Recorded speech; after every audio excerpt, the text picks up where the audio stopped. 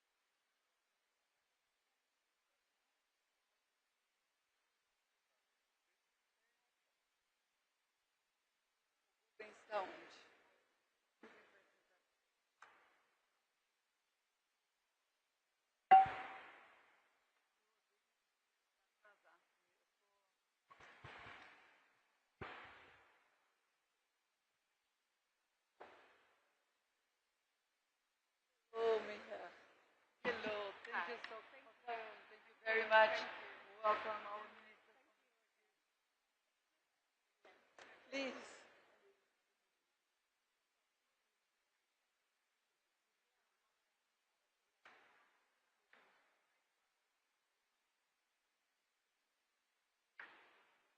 Ana, você que manda quando quiser que eu comece, tá? Pode começar. Tá bem.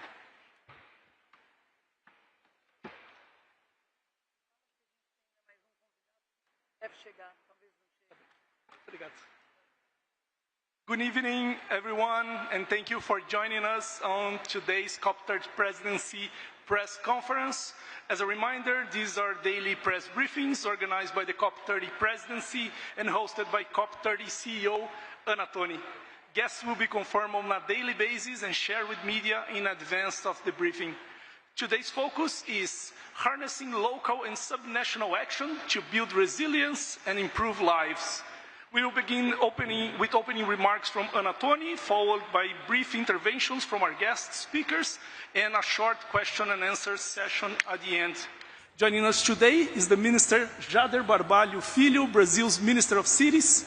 We'll soon have other guests joining us, and we'll have also the Mayor Katrin, Jammeh, Mayor of Malmo and President of ICLEI. With that, I'm pleased to turn it over to Toni for her opening remarks. Hello, good afternoon. Thank you so much for coming again in our daily briefing of COP30 presidency. As Rubens mentioned, we are really privileged to have two great guests here to talk about the importance of multi-level governance, having city governors, ministers of cities. It's a key to implementation. They are on the front line of implementation. But before passing the microphone to our distinguished guest, let me tell a little bit, as we're doing every day, on telling what happened during the day on these topics. First, I'm glad to announce that yesterday was 111 NDCs, today is 112, so a little update on the NDCs. We also had today the plan to accelerate solutions on multi-level governance that has been announced, with more than 6,000 officials saying that they will accelerate actions at the municipal level. We also had a very important meeting led by the Brazilian government with the German government, and our Minister Jader was there with CHAMP. As everybody knows, the CHAMP coalition, showing the leadership of cities. I believe the cities' actions is the big news of COP30, showing the leadership that we have seen from city and local government-led. We also had today the important meeting on the campaign of Beat the Heat. Beat the Heat Implementation Day. Was launched a multirão on fighting, obviously, extreme weather. On that, we had more than 185 cities talking about concrete actions to beat the heat in terms of putting trees, cooling pledges in their cities, and financing for beating the heat. We also had today the Latin American and Caribbean water investment programs being announced, with $20 billion for climate resilience, water security by 2030. Very concrete actions related to local actions there. And two other announcements that were made throughout the day today. There was the launch of No Organic Waste, the NOW plan, to accelerate solutions about organic waste. This is a really important new solutions for many developing countries. So this campaign was announced. And finally, as you all been invited in after this press conference, we are going to launch the thematic areas of the action agenda. And in that launch late this afternoon, the yearbook on global climate action of 2025 of the climate champions is going also to be announced. So as we have asked, and I think we've seen a lot of response from the day yesterday and the day today, a lot of actions on implementation. Finally, the news on the negotiations, because I'm sure that will come. We had some negotiations also going on in parallel. We had the discussions on just transition, started some negotiation on the just transition today. We had a very good open meeting with the local constituencies and negotiators on the just transition. Again, very solid and concrete suggestions on how to go forward with that. And we also had negotiations on the gender working group as well. And obviously, as you know, the consultations on the 4 topics has continued yesterday, and today started at 3. The negotiations on the 4 topics have continued this afternoon.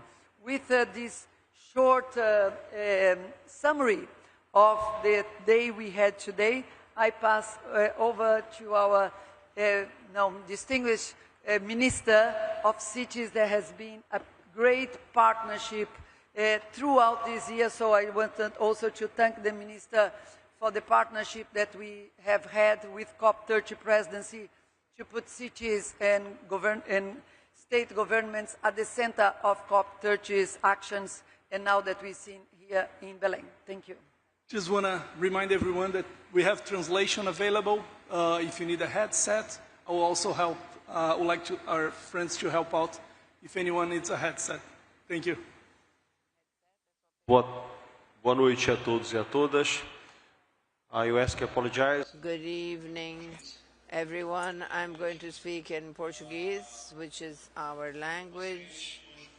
So today was, there was an interesting coincidence. Today is the 11th of the 11th, and 11 is the ODC of the Sustainable Goals of Sustainable Cities. It's exactly this number.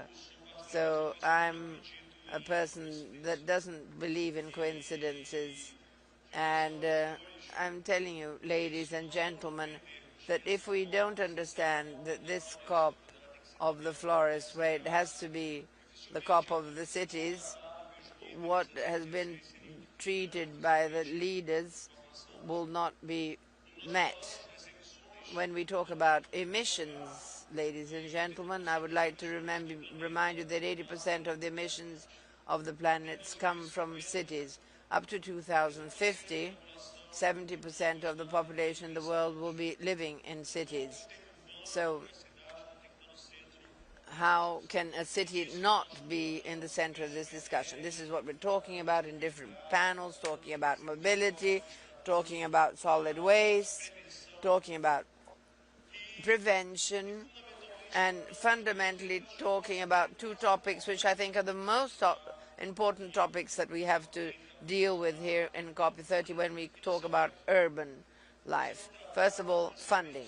We have to talk about funding. If we want to carry out the transformations that the world needs, we have to make funding available to the subnational states of the planet. 10%, there are studies that show 10 to 20% is what reaches the cities, what reaches the localities, these resources of climate funds. How can we talk about resilience? How can we talk about adaptation if we don't have resources for the states and the municipalities can carry out the work that is necessary for us to do, for example, macro drainage so that the floods don't continue to repeat themselves on the planet. I'm going to use the example that happened in the state of Rio Grande do Sul in Brazil. How are we going to talk about containing the hills where, because of the rain, the hills, they come down, and this happens all over Brazil. They're landslides. So we have to solve this macro drainage contention. We have to take potable water for people to drink this. How are we going to do this if we don't talk about financing? And subnational states I'm talking about. How are we going to talk, for example, about decarbonization of our cities if we don't have resources to change our fleets and then reduce the emissions that happen in states? What about sewage, so that the sewage is not thrown out in the rivers, polluting the rivers? And for this to happen, we need funds. And lastly, a very important topic, which is the Champ Declaration. And I ask the press, please, to pay attention. Brazil signed the Champ Agreement. We need other countries to be included in this, thinking about the real solutions for the problems. These are communities, government agents. It's not the central government that has to say what the priorities are for us to reach our targets. It's the subnational leaders. So we need other countries to sign this agreement and support the solution. A last detail. This, Toni, and I call you, and I call Ambassador André Correia do Lado, this message has to be contained in the message of BELEM. The more we strengthen the subnational leaders and their opinions, the faster we'll reach a solution for a better planet. Thank you very much for your attention. Agora nós vamos ouvir o... To address you as the mayor of Malmo, Sweden, and also as ICLE president on behalf of the local governments and municipal authorities, in short LGMA, into the UNFCCC process. As we gather here in BELEM, we find ourselves in the face of the largest man-made global crisis ever. Climate change does not recognize borders, and we must confront this crisis together. Science is undeniable, and the evidence is all around us. Independently of what some of our national leaders or countries try to deny, climate change is happening, and it is increasingly affecting our communities, our economies, and our daily lives right now. The more than 3,000 IPCC scientists tells us that we are set to surpass the 1.5 degree threshold. Yet, and even as this reality sets in, global unity on the need for urgent action seems to be fragmenting. But I want to be clear, my message is not a message of fear, it's a message of hope. Because leaders like us here in BELEM, we are stepping up to make a difference in the face of the climate emergency. We are here to say to the world that we are committed to create communities that will be better, that serve our people better, and that protect our planet better. By setting our sights on achieving carbon neutrality as soon as possible, aligned with or even faster than our national plans, we are charting a clear course towards a better and sustainable future for our communities. In my city, Malmo, we have an ambitious goal to become climate neutral already by 2030. To do so, we are teaming up with our business sectors, our citizens, and different organizations. We are building a new economy that is rooted in renewable energy and sustainable industries and new green jobs. Such a transformation opens opportunities for everyone. And we, in my city and cities globally, are eager to show that the only way to create a sustainable green transformation is to make sure that it's also inclusive and fair, that it's a process that leaves no one behind. And turning to the parties of the COP30, our demand is clear. We want a permanent mechanism in the UNFCCC process that allows for a standing dialogue with the LGMA constituency. Within the new NDC process, we want to be enabled to put forward on a global stage our actions, our offerings, but also our demands for resources to help implement the new national climate plans for the Paris Agreement. Domestically, we will continue to increase regular gathering of town hall COPs to discuss and prepare these issues and report to the UNFCCC. Thank you very much. Thank you. One of our guests is yet to arrive, but we will open up for questions from the media. A lot of our colleagues here are observers and have other roles. We'll prioritize the questions from journalists, so if you have a brown press badge, please feel free to raise your hand, and we'll take questions from the media now. Thank you.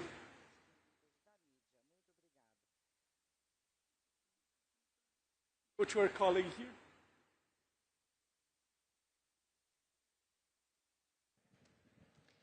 Oi, meu nome é Adriele Farias, eu sou do... I'm Adriele Farias. My question goes to Anna. Anna, yesterday you commented that there's an official agenda for COP30.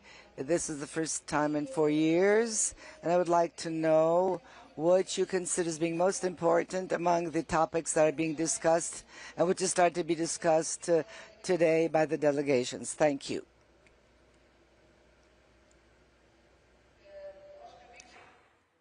Todos os tópicos são importantes nessa negociação, mas hoje, como eu disse, os dois tópicos que andaram um pouco mais foi o tópico de gênero e o tópico de transição justa. No tópico de gênero, o que eu acredito até que a nossa negociadora-chefe, Lilian, a embaixadora Lilian Chagas está aqui conosco, ou esteve aqui conosco, pode dar mais detalhes, mas hoje foi acordado, foi pedido para os cofacilitadores trazerem um novo texto mais limpo, porque já há muito acordo. E no tema de transição justa, o grupo de G77 acordou, teve uma posição conjunta no tema do mecanismo para uma transição justa. Então você já vê posições de grandes grupos já ficando cada vez mais fortes, cada vez mais sólidas, para a gente conseguir caminhar. Hoje é o segundo dia de COP, onde você já vê os negociadores falando de temas muito específicos na negociação, o que nos dá muita esperança que sim, a gente vai ter textos negociados. Mas como a gente disse, hoje é o dia muito importante dos governos subnacionais. Foi dito aqui por todos que o tema de governança subnacional é fundamental para uma agenda de implementação.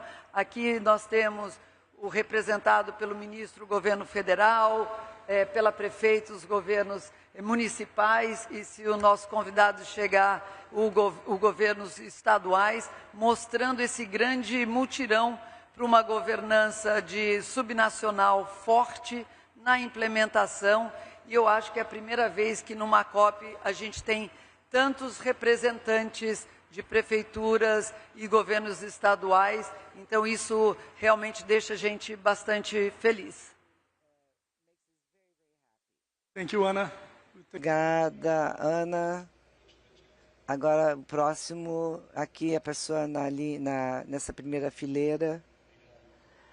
Ana, queria perguntar também sobre as negociações, se você pudesse ser um pouco mais específica em relação a que avanço, se é que houve algum, em relação às consultas dos 4 itens de agenda, e se vocês já sabem a que horas vai ser a plenária amanhã, e se tem algum tipo de expectativa em relação às consultas. Obrigado.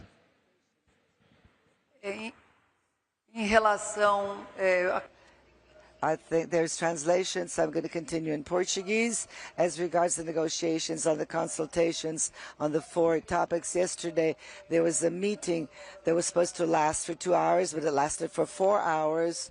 So these were very good, intense negotiations, seeking solutions to know what to do about these 4 main topics. And today again at 3 p.m. in the afternoon, there were meetings that were held that started at 3. We're supposed to end at 5, and these meetings are still in course. So tomorrow morning we'll have a new meeting. We still don't know exactly what will be the format that will follow these negotiations. But the negotiations are being very intense, and I'm very sure that some consensus will be reached by the end of the day, where we will have all those results, the concrete results, by the end of the day. Joined by the Governor Gavin Newsom of California, co-chair of America is All In.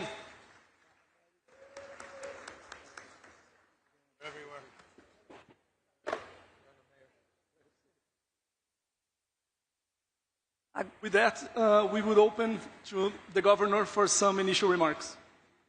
Tell you where we are. Yes. So, I'm the CEO of COP30. I already told them about what happened in the day today in terms of the subnational governance, all the topics that we had the minister talking from the perspective of the federal government. Now, it's you. Thank you.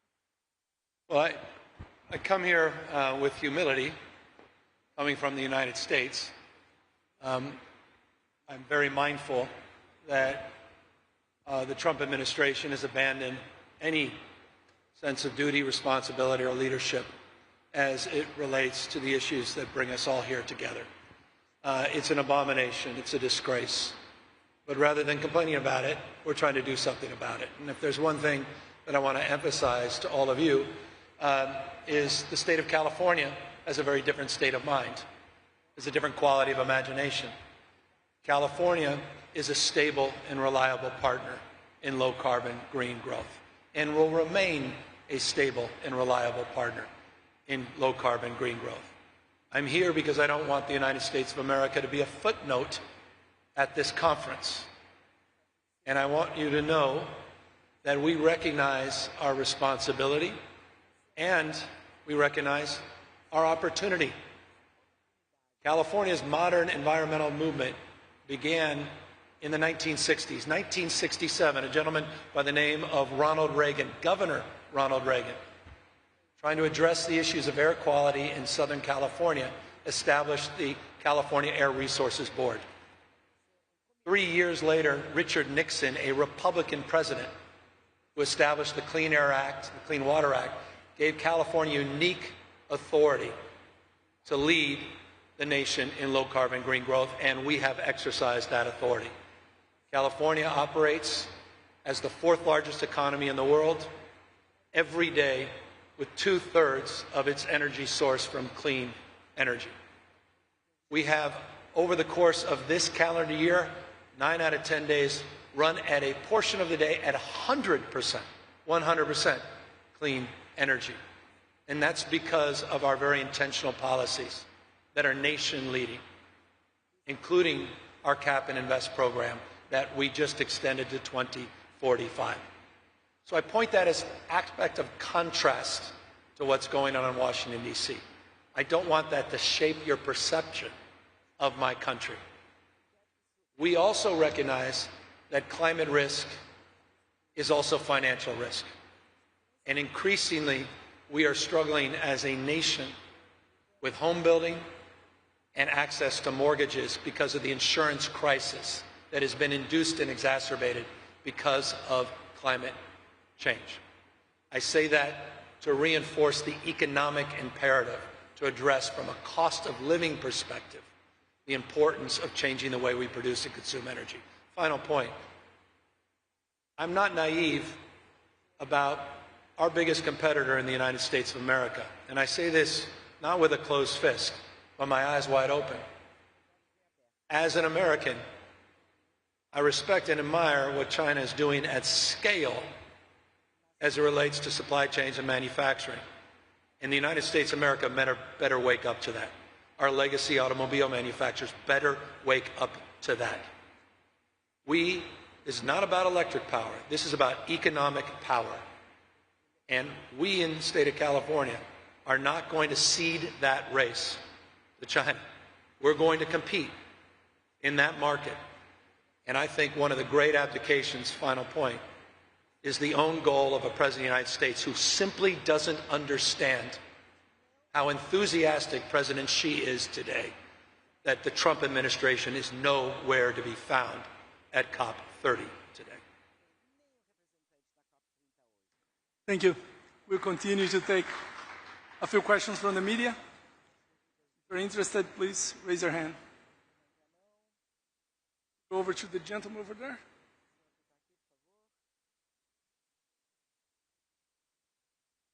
Oh, yes. Thank you. James Fahn from Internews' Earth Journalism Network and the Climate Change Media Partnership. I'm also from California, Governor Newsom, and our state, here we go, right here. There you go. Yeah. Our state is home to social media firms and AI companies that, of course, power our economy, but they're also spreading climate disinformation and causing a surge in electricity demand. What do you think we should do, if anything, about that? Well, as you know, we're the first state in the country to regulate AI enterprises. We've led the nation as it relates to truth and trust policies, as it relates to social media companies. We can do a lot more. I'm not naive about that. We're also home to 32 of the top 50 AI companies in the world, so we're not naive about the impacts, particularly from a consumption perspective, not just electricity, energy broadly defined, but also water. And also recognize our responsibility to continue our nation-leading innovation, not just in these technologies, but in new technologies like fusion, new technologies like modern nuclear, and looking at those kinds of investments that are happening disproportionately, the research and development in those spaces, disproportionately in my own home state. So that's the way we approach these things. We're not naive about the world we're inventing, and not naive about the impacts of that world, not just in our state, but globally as well. Thank you. We'll take a couple more questions. We are a bit short on time. We go over to, sorry.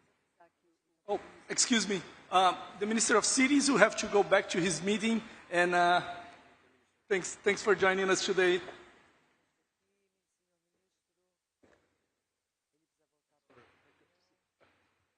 Thank you. We go over there to the second row, please. The lady in white. Second row, third, fourth from the left. Governor Somini Sengupta from the New York Times. You have said a couple of times that you want to reframe climate action as an economic issue. How should Democrats in the United States be talking about climate change? Because when they tried to talk about climate change in the last presidential election, it was one of the issues, among others, that did not seem to resonate with voters. Well, that's why I said it's not about electric power, it's about economic power. I think we have to reframe it as a cost of living issue. And we've seen the estimates from the New York Times, among others, reported the estimates of Donald Trump's attack and assault on Joe Biden's policies as it relates to his low-carbon green growth initiatives will cost the average ratepayer 10% more in bills this calendar year. That's a kitchen table issue. That's a cost of living issue. It's about people. It's about places. It's about lifestyles. It's about traditions. I think we have to use different language. I said this before. With respect to the global audience, the vast majority of my audience doesn't know what Celsius is. You talk in 1.5 degrees Celsius, how many more degrees is that Fahrenheit? We talk about greenhouse gas emissions. Where are they? Do they float in the sky, or where do they land? We don't understand. We have to use better metaphors. We have to change our language. We have to talk in terms of that people understand, a pollution bucket. We have to talk in terms that I think can unite people and not look at this in the abstract. And so I think we have some work to do as a party, as a nation, and that progress we're trying to make and promote here at COP. Thank you. We'll go over to the gentleman in the front here.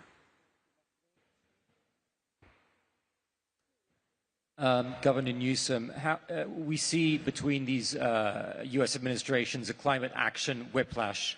How can the United States move beyond that and to the point where the basic direction of travel on fundamental issues like moving away from fossil fuels becomes a nonpartisan issue? Let me give you a proof point. In Trump's first administration, 4 years, he doubled solar production. We reduced coal use, and greenhouse gases were reduced, despite his policies. The market is moving in this direction. States are moving in this direction. I happen to be co-chair of 4 different partnerships in the United States of America. I just left America All In Partnership, a bipartisan leadership group of subnational and local, particularly state and local leaders. I'm the co-chair of the U.S. Climate Alliance, 24 governors. We're part of initiatives on clean car initiatives as it relates to zero-emission vehicles, of which roughly a third of our new car purchases were zero-emission vehicles. Our Pacific Coast Collaborative.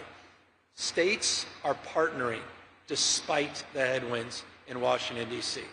So I think it's incredibly important not to look at the prism of the United States through one lens, federal, but federalism, states, local government, 10th Amendment of the Constitution of the United States.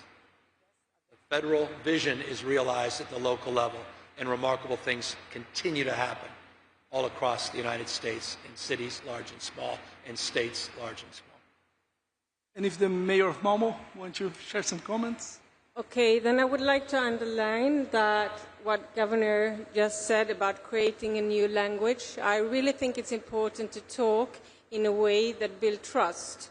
And I think in the case of my city, we started to transform the city due to the industrial crisis. And today I would say that we have a strong support from our citizens since they saw the change with a strong focus on the green transition created lots of new green jobs.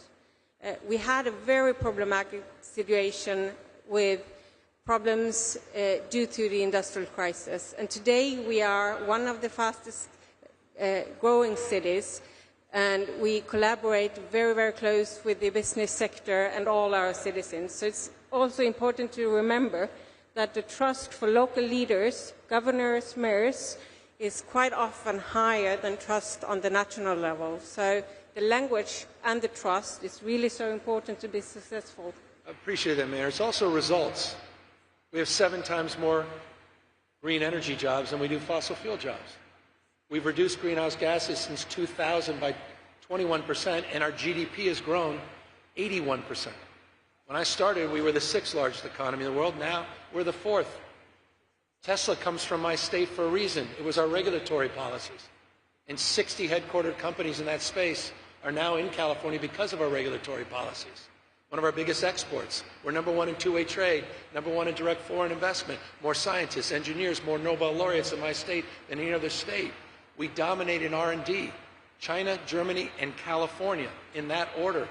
Research and development. So it's an economic imperative that's producing results, but trust is the coin of the realm. Well stated. Thank you. We have a gentleman in the front here.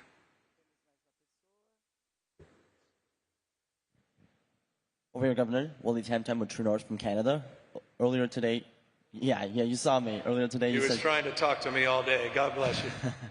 Earlier today, you said Canada was your favorite neighbor, and of course, California seems to be at lockstep when it comes to a lot of environmental policies with Canada, specifically on the EV electrical vehicle mandate. Both country and state have the 2035 goal of 100% new sales being electric.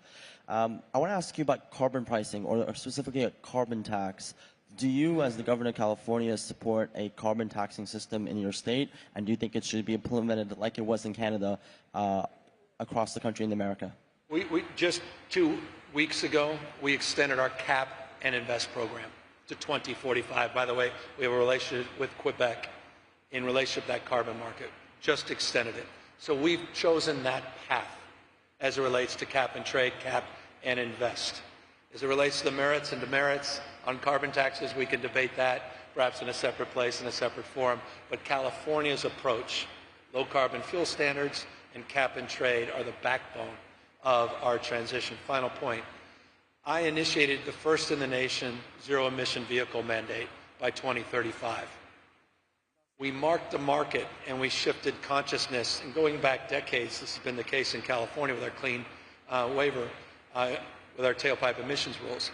We've sort of set the market for American automobile manufacturing. Donald Trump has vandalized that. And one of our largest legacy automobile manufacturers, GM, sold out. And I believe they put themselves at a massive competitive disadvantage. They made one of the worst business decisions they can possibly make. China is here. Only one country is not here, the United States of America, because they understand 70% of that ZEV market. Flooding the zone here, you've seen the buses, high quality, high technology. This is something California will not cede and will continue to try to lead, despite what our federal government's doing.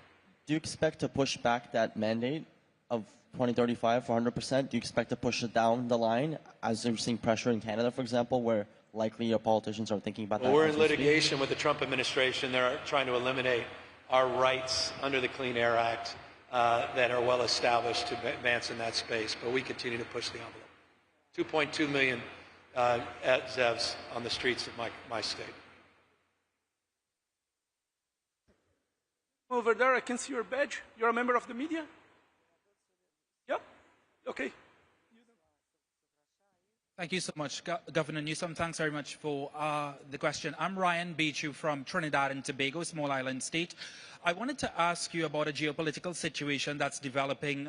Today, it's being reported that the United Kingdom has suspended some sharing of intelligence with the United States because of the strikes in Venezuela, on Venezuelan vessels. I just wanted to get your reaction to that. Plus, the Trinidad and Tobago government has supported those strikes, and if you had a message for the Trinidad and Tobago government, what would that be? Thank you very much, Governor Newsom. What happened to due process? What happened to the rule of law? I'm a little old-fashioned. It's not ready, fire, aim. It's ready, aim, fire. I believe in rule of law. I don't believe in the rule of Don, D-O-N. That's what we're up against in the United States of America. I don't want to lose my republic. I hope you understand and are absorbing what's going on in the United States of America. Donald Trump does not believe what our founding fathers believed, in co-equal branches of government. He does not believe in popular sovereignty. He does not believe in a system of checks and balances. We have a supine Congress that is checked out. We have a rule of law that I said increasingly appears to be the rule of Don. Our politics needs to change, and I hope our international partners understand that. It's chilling to me to see those scenes of the United States of America blowing up boats with no transparency, no advise and consent with the United States Congress, the representatives of my country, with briefings that are laughable that members of Congress, both the House and the Senate, including Republicans, have criticized. If you can't criticize that, what the hell can you criticize? Think about that. He's now talking about land opportunities. The United States of America, this is our country. Should be a model for the rest of the world. And so we're calling that out. Forgive me, I know I'm on a global stage and maybe in politic, forgive me. But this is a precious moment in our republic, and I feel it needs to be called out. Thank you. We're close to time, so we'll take one last question here, please. In the front. Thank you. Hi there, it's Toni Wells from BBC News. Governor Newsom, it's been reported today that the Trump administration plans to allow new oil and gas drilling off the coast of California. Have you been briefed on these plans, and how specifically do you plan to respond? And if I may as well, what's your reaction to Donald Trump threatening to sue the world's biggest broadcaster, BBC News, for $1 billion? Well, he also requested $1 billion from fossil fuel interests for his campaign for president. He said he'd basically roll back a century of regulations in return. We've talked in the past COPs about the polluted heart of the climate crisis being big oil. Increasingly, the polluted heart of the climate crisis appears to be Donald Trump. As it relates to offshore oil drilling, it's overwhelmingly opposed by members of all political parties in the state of California. What's fascinating to me, you may have seen this, he wants to open offshore oil drilling, and he intentionally aligned that to opening of COP. Well, he's weakness, by the way, masquerading as strength. That's all that was. But the answer to your question, forgive the long-winded, it's dead on arrival. Dead on arrival. And I also think it remarkable that he didn't promote it in his backyard at Mar-a-Lago. He didn't promote it off the coast of Florida. That says everything about Donald Trump. Thank you. Forgive me. Ms. Katrin, if you want to share any final thoughts. Mayor, why don't you, what are your positions on offshore drilling in California?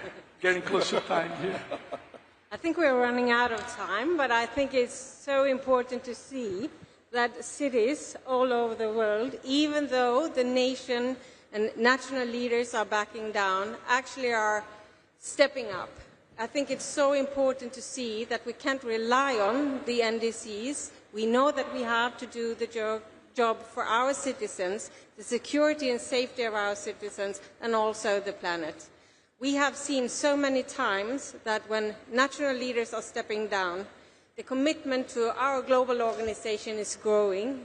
Mayors, governors all over are really stepping up.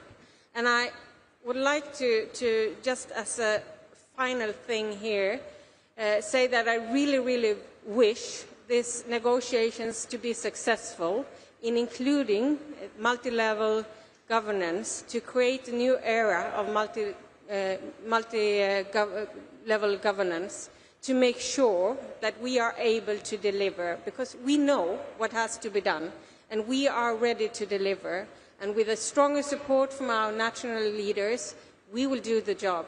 So thank you. Well said. Thank you. Anna? I just wanted to reinforce and thank everybody for coming again. We'll have another one tomorrow. But I think the day today showed the leadership of subnational government, the state-level government, the cities, and that's exactly what we need in terms of implementation. We need to go ahead empowering cities and state governors to do the job of accelerating implementation. So thank you so much for the examples you brought. Thank you. Thank you. I'd like to thank you everyone who joined. Thanks for your interest.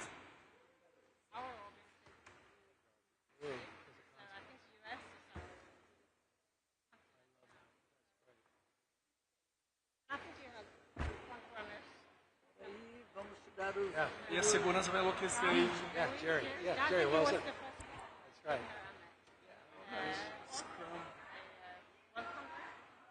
Yeah. Yeah. No, that's we're working on it. Thank you so much. Sorry for being so pointed. Thank you for Trouble. Thank you so much. I go back to Malmo from time to time because there was an exchange too.